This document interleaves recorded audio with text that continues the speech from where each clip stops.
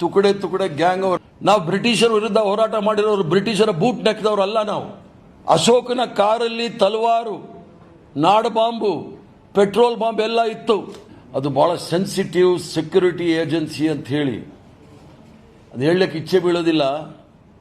ಸಾಯಂಕಾಲದ ಹೊತ್ತು ಅದು CCTV ಆಫ್ ಮಾಡಿ ಆ ಮನೆಗೆ ಯಾರು ಹೋಗ್ತಾರೆ ಯಾರು ಬರ್ತಾರೆ ಅನ್ನೋ ವಿಚಾರ ನಾನು ಮಾತಾಡೋದಿಲ್ಲ.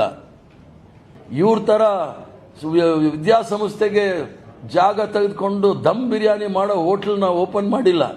ದಾರಿ ತಪ್ಪಿದ ಮಗ ಅಂತ ಹೇಳಿಸ್ಕೊಂಡಿರ್ತಕ್ಕಂಥ ಹರೀಶು ದಾರಿ ತಪ್ಪಿಸ್ಕೊಂಡು ಕಾಂಗ್ರೆಸ್ ಆಫೀಸ್ ಕಡೆ ಯಾಕೆ ಬಂದರು ಹೇಳ್ತಾರೆ. ನಾವೆಲ್ಲ ತುಕಡೆ ತುಕಡೆ ಗ್ಯಾಂಗ್ ಅವರು ಅಂತ ಹೇಳಿ. ತುಕಡೆ ತುಕಡೆ ಗ್ಯಾಂಗ್ ಅವರು ಆಗಿದ್ರೆ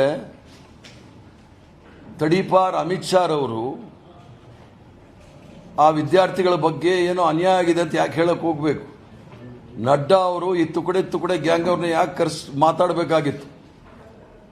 ಅದ್ರ ಜೊತೆಗೆ ಏನೋ ಬಹಳ ವಿಚಾರಗಳು ದಿಲ್ಲಿಯ ವಿಚಾರದಲ್ಲಿ ಬಹಳ ಗೊತ್ತಿರೋ ರೀತಿ ಮಾತಾಡ್ತಾ ಇದ್ದಾರೆ. ಪ್ರಧಾನಮಂತ್ರಿಯ ಮನೆ ಸುತ್ತಮುತ್ತ ಅದು ಬಹಳ ಸೆನ್ಸಿಟಿವ್ ಸೆಕ್ಯೂರಿಟಿ ಏಜೆನ್ಸಿ ಅಂತ ಹೇಳಿ ಅದು ಹೇಳಲಿಕ್ಕೆ ಇಚ್ಛೆ ಬೀಳೋದಿಲ್ಲ.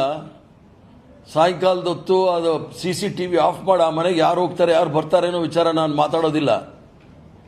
ಅಷ್ಟೊಂದು ಸೆನ್ಸಿಟಿವ್ ಪ್ರಧಾನಮಂತ್ರಿಗಳ ಮನೆ ಸೆನ್ಸಿಟಿವ್ ಅಂದಿದ್ರೆ 1975ನೇ ಇಸ್ವಿನಲ್ಲಿ ಭಾರತೀಯ ಜನತಾ ಪಾರ್ಟಿಯ ಅಗ್ರ ನಾಯಕ ಅಟಲ್ ಬಿಹಾರಿ ವಾಜಪೇಯಿ ಅವರು ಇಂದಿರಾ ಗಾಂಧಿ ಅವರ ಮನೆ ಗೆರಾವ್ ಮಾಡಿ ಅವರು ಹೊರಗಡೆ ಬರ್ದಾಗ ಮಾಡಬೇಕು ಅಂತ ಹೇಳಿದಾಗಲೂ ಇಂದಿರಾ ಗಾಂಧಿ ಅವರೇನು ಮಾತಾಡಲಿಲ್ಲ. ತದನಂತರ ತುರ್ತು ಪರಿಸ್ಥಿತಿ ಯಾರೂ ಸಹ ಅಂತ ಕೆಲಸ ಮಾಡಲಿಕ್ಕೆ ಹೋಗಿಲ್ಲ. ಮಾನ್ಯ ವಿರೋಧ ಪಕ್ಷದ ನಾಯಕರಾದ ಅಶೋಕ್ ರವರು ಹೇಳೋ ಸಂದರ್ಭದಲ್ಲಿ ಕಾಂಗ್ರೆಸ್ ಪಕ್ಷದಲ್ಲಿ ಇವೆಲ್ಲ ಉದಾಹರಣೆಗಳು ನಾನು ಕೊಡಕ್ಕೆ ಇಚ್ಛೆ ಬೀಳ್ತೇನೆ. RSS ಅವರು ಭಾರತೀಯ ಜನತಾ ಪಾರ್ಟಿ ಅವರ ಕಚೇರಿಗಳಲ್ಲಿ ಏನೇನಿತ್ತು ಅಂತ ಹೇಳಿ ಕಣ್ಣೂರು BJP ಕಚೇರಿಯಲ್ಲಿ ಬಾಂಬು ಮತ್ತು ಸುಮಾರು 100 ಮಾರಕಾಸ್ತ್ರಗಳು ದಿನಾಂಕ 11-13 ಚಕ್ರಕಲ್ ಕಣ್ಣೂರು ಜಿಲ್ಲೆ BJP ಕಚೇರಿ ಸಮೀಪ BJP RSSನ 10 ಕಾರ್ಯಕರ್ತರಿಂದ ಗುಂಪಿನಿಂದ ಪೊಲೀಸ್ ಬಾಂಬ್ಗಳನ್ನು, ಕತ್ತಿಗಳನ್ನು, ಕೊಡಲಿಗಳು ಮತ್ತು ಕಬ್ಬಿಣದ ರಾಡ್ಗಳನ್ನು ವಶಪಡಿಸಿಕೊಂಡಿದ್ದಾರೆ.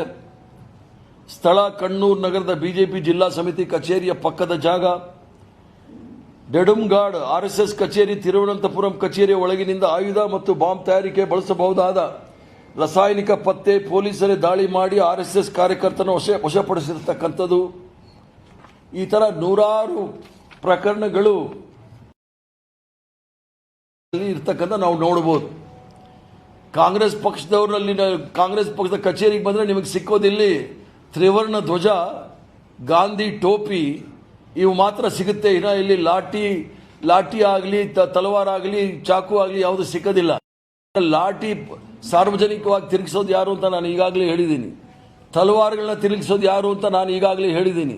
ತ್ರಿಶೂಲ ತೆಗೆದುಕೊಂಡು ಓಡಾಡೋ ಅಂತ ಹೇಳಿದವ್ರು ಯಾರು ಅನ್ನೋದನ್ನು ಸಹ ನಾನು ಹೇಳಿದ್ದೀನಿ. ಇಷ್ಟೆಲ್ಲ ಇದ್ರೂ ಸಹ ಇವರ ಕಚೇರಿನಲ್ಲಿ ಏನಿರುತ್ತೆ ಅದೇ ರೀತಿಯಲ್ಲಿ ಕಾಂಗ್ರೆಸ್ ಪಕ್ಷದ ಕಚೇರಿನೂ ಸಹ ಇರುತ್ತೆ ಅಂತ ತಿಳ್ಕೊಂಡಿರ್ತಕ್ಕಂಥದ್ದೇ ಇವರಿಗೆ ದೊಡ್ಡ ಭ್ರಮೆ ಆಗಿರೋದನ್ನು ಹೇಳಿ ಕಿಚ್ಚೆ ಬೀಳ್ತಾನೆ. ತುಕಡೆ ತುಕಡೆ ಗ್ಯಾಂಗ್ ಅಂತ ಹೇಳಿ ಅದ್ರ ಜೊತೆಗೆ ಹೇಳಿದರೆ KPCC ಕಚೇರಿಯಲ್ಲಿ ಮೊಟ್ಟೆ ಇಟ್ಕೊಳ್ಳಲು ಕಾಂಗ್ರೆಸ್ ಕಚೇರಿಯನ್ನು ಕೋಳಿ ಫಾರಂ ಅಂತ ಪ್ರಶ್ನೆ ಮಾಡಿದ್ದಾರೆ. ನಾವ್ಯಾರು ಕಾಂಗ್ರೆಸ್ ಪಕ್ಷಕ್ಕೆ ಜಾಗ ತಗೊಂಡ್ರೆ ಕಾಂಗ್ರೆಸ್ ಪಕ್ಷದ ಕಚೇರಿ ಕಟ್ತೇವೆ, ಇಲ್ಲ ಕಾಂಗ್ರೆಸ್ ಪಕ್ಷ ಜಾಗಗಳಿದ್ರೆ ಅದನ್ನ ಕಚೇರಿಗೆ ಮತ್ತು ಸಾರ್ವಜನಿಕ ಉಪಯೋಗಕ್ಕೆ ನಾವು ಉಪಯೋಗಿಸ್ತೀವಿ. ಇವ್ರ ತರ ವಿದ್ಯಾಸಂಸ್ಥೆಗೆ ಜಾಗ ತೆಗೆದುಕೊಂಡು ದಮ್ ಬಿರಿಯಾನಿ ಮಾಡೋ ಹೋಟ್ಲನ್ನ ಓಪನ್ ಮಾಡಿಲ್ಲ. ದಮ್ ಬಿರಿಯಾನಿ ಓಪನ್ ಮಾಡೋರಿಗೆ ಇವ್ರಿಗೆ ಕೋಳಿ ಮೊಟ್ಟೆನೇ ಜ್ಞಾಪಕ ಬರೋದು. ಹೋಟ್ಲ್ ಓಪನ್ ಮಾಡೋರಿಗೆ ಕೋಳಿ ಬಿರಿಯಾನಿನೇ ತಾನೇ ಬರೋದು. ರಾಹುಲ್ ಗಾಂಧಿ ಅವರು ವಿದೇಶಕ್ಕೆ ಹೋದ ಮೇಲೆ ಪ್ಲಾನ್ ಮಾಡ್ಕೊಂಡು ಬಂದಿದ್ದಾರೆ, ಆದ್ರಿಂದ ಮಾಡ್ತಾ ಇದ್ದಾರೆ ಅಂತ ಹೇಳಿದ ಮೇಲೆ ಇವರು ವಿದೇಶಕ್ಕೆ ಪ್ರಯಾಣ ಮಾಡೋದು ಏನಕ್ಕೆ, ನರೇಂದ್ರ ಮೋದಿ ಪ್ರಯಾಣ ಮಾಡೋದು ಏನಕ್ಕೆ ಅನ್ನೋದು ಅವ್ರು ಉತ್ತರ ಕೊಡಬೇಕಾಗಿದೆ. ಅದಲ್ಲದೆ ಎಫ್ಸ್ಟೀನ್ ಫೈಲಲ್ಲಿ ಯಾವ್ಯಾವ ಹೆಸರುಗಳು ಬಂದಿದೆ ಅಂತ ಹೇಳಿ ಅಲ್ಲಿ 94ನೇ ಇಸ್ವಿಯಿಂದ ಹೋಗ್ತಾ ಇದ್ದಾರೆ.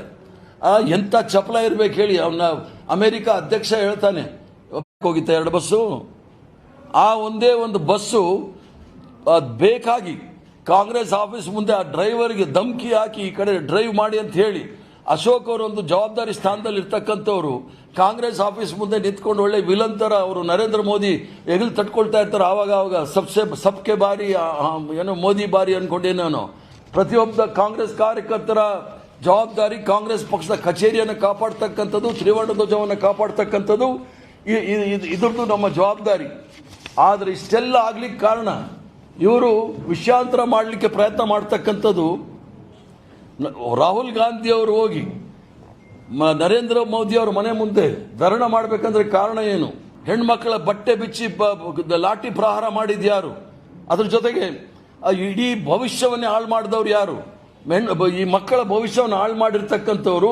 ಇವರಿಂದ ನಾವು ಏನು ಕಲಿಬೇಕಾಗುತ್ತೆ ಹೇಳಿ. ಅದ್ರ ಜೊತೆಗೆ ರಾಹುಲ್ ಗಾಂಧಿ ಅವ್ರ ಬಗ್ಗೆ ಏನೋ ಹೇಳಿದ್ದಾರೆ, ನಾಲಾಯಕ್ ಅಂತ ಹೇಳ್ಬಿಟ್ಟು ಪ್ರಾಣ ಕಳ್ಕೊಂಡಿದ್ದಾರೆ, ಆತ್ಮಹತ್ಯೆ ಮಾಡ್ಕೊಂಡಿದ್ದಾರೆ. ಅವ್ರ ಕಾರಣ ಆಗಿರ್ತಕ್ಕಂಥ ನರೇಂದ್ರ ಮೋದಿ ನಾಲಾಯಕ ವಿನ ರಾಹುಲ್ ಗಾಂಧಿ ಅವರಲ್ಲ.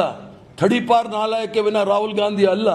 ಇವರಿಗೆ ಭಾಷೆ ಬಳಸುವಾಗ ನಮಗೇನು ಬರೋದಿಲ್ಲ ಅಂತ ಹೇಳೋದು ತಿಳ್ಕೊಳ್ಳೋದು ಬೇಡ. ಅಶೋಕ ಆಗಲಿ ಅಥವಾ ವಿಜೇಂದ್ರ ಆಗಲಿ ಚರ್ಚೆ ಮಾಡಕ್ಕೆ ಬರಲಿ, ನಾವು ಹೇಳ್ತೀವಿ. ವಿಷಯಾಂತರ ಮಾಡಲಿಕ್ಕೋಸ್ಕರ ಇವೆಲ್ಲವನ್ನು ಸಹ ತಲವಾರಿತ್ತು, ಮತ್ತೊಂದಿತ್ತು, ಮಗದೊಂದಿತ್ತು ಅಂತ ಹೇಳಿ. ಆದರೆ ದಾರಿ ತಪ್ಪಿದ ಮಗ ಅಂತ ಹೇಳಿಸ್ಕೊಂಡಿರ್ತಕ್ಕಂಥ ಹರೀಶು ದಾರಿ ತಪ್ಪಿಸ್ಕೊಂಡು ಕಾಂಗ್ರೆಸ್ ಆಫೀಸ್ ಕಡೆ ಯಾಕೆ ಬಂದರು? ಅಶೋಕನ ಕಾರಲ್ಲಿ ತಲವಾರು, ನಾಡ ಬಾಂಬು, ಪೆಟ್ರೋಲ್ ಬಾಂಬ್ ಎಲ್ಲ ಇತ್ತು. ಇವನ್ನೆಲ್ಲ ತನಿಖೆ ಮಾಡಬೇಕು. ಇವ್ರು ಕಾಂಗ್ರೆಸ್ ಆಫೀಸ್ ಮುಂದೆ ಬಂದು ಕಾಂಗ್ರೆಸ್ ಪಕ್ಷದ ಮೇಲೆ ಪೆಟ್ರೋಲ್ ಬಾಂಬ್ ಹಾಕಕ್ಕೆ ನಾವೇನು ಬಿಟ್ಬಿಡ್ತೀವೇನೋ? ನಾವು ಬ್ರಿಟಿಷರ ವಿರುದ್ಧ ಹೋರಾಟ ಮಾಡಿರೋರು, ಬ್ರಿಟಿಷರ ಬೂಟ್ ನೆಕ್ದವ್ರಲ್ಲ ನಾವು. ಆದ್ರಿಂದ ಇವರು ನಮ್ಮ ಕಾಂಗ್ರೆಸ್ ಪಕ್ಷದ ಕಾರ್ಯಕರ್ತರ ಬಗ್ಗೆ ಆಗಲಿ, ಕಾಂಗ್ರೆಸ್ ಪಕ್ಷದ ಕಚೇರಿ ಮೇಲೆ ಹಲ್ಲೆ ಮಾಡೋದೇನಾದ್ರೂ ಪ್ರಯತ್ನ ಮಾಡಿದ್ರೆ ಪ್ರಾಣ ಕಳ್ಕೊಂಡಿರ್ತಕ್ಕಂಥವ್ರಿಗೆ ಕಾಂಪನ್ಸೇಷನ್ ಕೊಡಬೇಕು. 1 ಕೋಟಿ ಅಂತ ಈಗಾಗಲೇ ಹೇಳಿದ್ದಾರೆ. ಮತ್ತೆ ಯಾವ್ಯಾವ ಪೇರೆಂಟ್ಸ್ಗೆ ತೊಂದರೆ ಆಗಿದೆ ಅವ್ರಿಗೆಲ್ಲರೂ ಸಹ ಸಹಾಯ ಮಾಡ್ತಕ್ಕಂಥ ಕೆಲಸ ಮಾಡಬೇಕು.